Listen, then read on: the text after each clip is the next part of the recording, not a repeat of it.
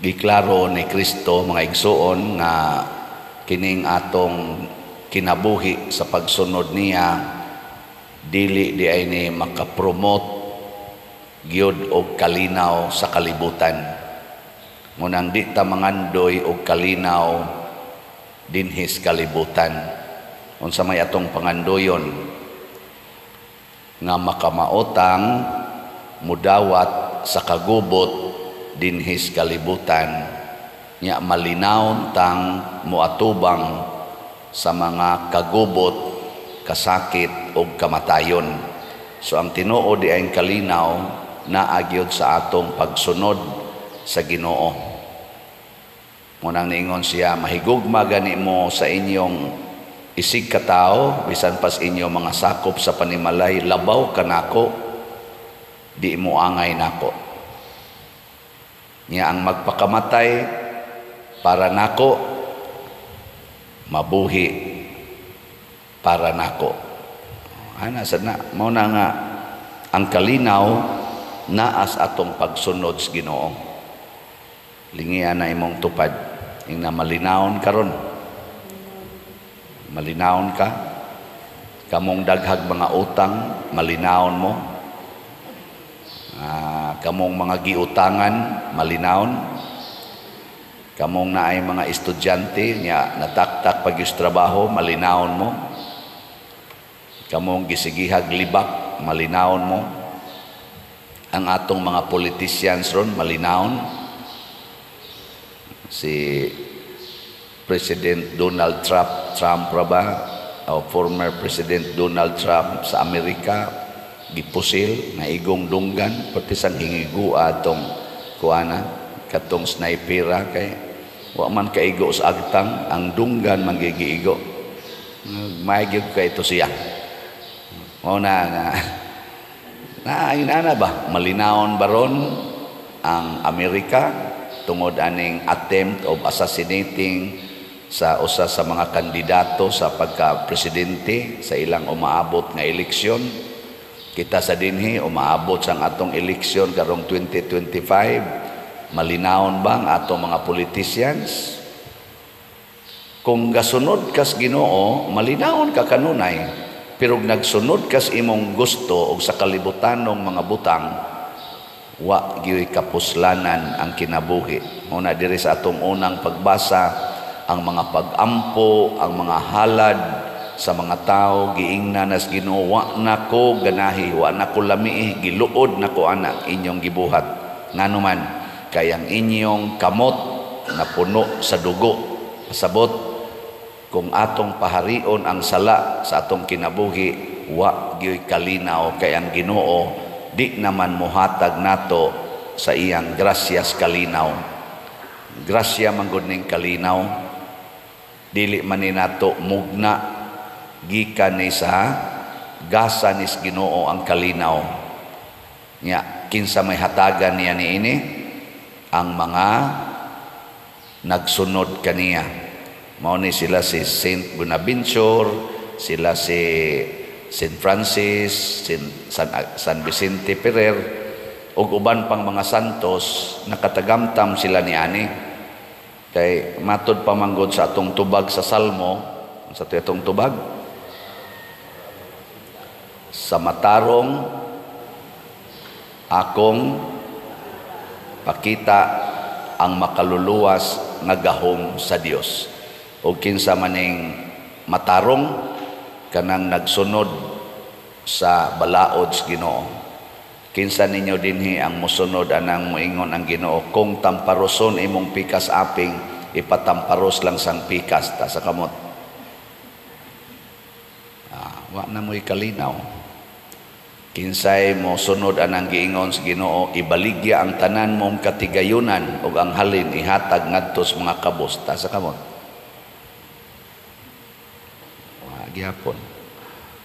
Kinsay mo sunod dinhi nga moingon ang Ginoo, pasudla sa inyong balay kadtong mga way balay ta sa kamot. Wa gyud ayo. Kamo dihang mga online parishioners, unsa man say inyong tubag. Kinsay mo sugot ninyo dinhi og mosunod sa sugos Ginoong nag-ingon pasaylo alag kapituan kapito ang nakasa nimo. Taas sa kamot. Sa maning klasihas na nimba in taon. Mo na ang Ginoo basig wa na sad siya lami sa atong pagsigig simba. Oh, panahon ra ba ni Moises paisahon gyud kamot ang mga tao pasinggiton pa aron lang gyud mo pakita nga anha sila sa Ginoo. Kamo hilom kay mo diha wa gyud mo itingog. Okay, last chance na lang ni. Kinsay mo sunod sa Ginoo taas sa kamot. Ayo og mga pungkol mo, pungkol yun mo yun. Di na mo isa, kanarabang inyong, kanirabang atong kamot, hinatag raban is Ginoo, nya di na to iisa para niya. Rabiha god. Daw sa nato, bisa nalas pag-isas kamot, mao na, di ta maghuwat nga mo ingon sa dang Ginoo, mura mog Sodoma o Gomora, giluod na ko ninyo, di ta maghuwat ana. Unsa may yang giingon, panghugas na mo sa inyong mga dugo, mga kamot nga dugo, nga naidugo. Unsaon man paghugas, matod pa niya diri, hunong na sa pagbuhat og dautan, buhata ang maayo. Patunhaya ang hustisya, tabangi ang mga dinaog-daog, panalipdi ang mga ilo, labani ang mga byuda. Sabot, unahon na nato paghigugma ang labing ubos. Mabita na nga muhangyo tako sa ato mga officers, opisyalis atong nasod at timanon gid unta ang huna-hunaon gid unta nila mao ang atong mga kaigsuonan nga labing ubos. Nya hutdon unta nato og gasto ang atong pundo sa atong nasod aron pagtabang sa labing timawa natong mga kaigsuonan, dili anang mga pagkaon nga porting mahala nga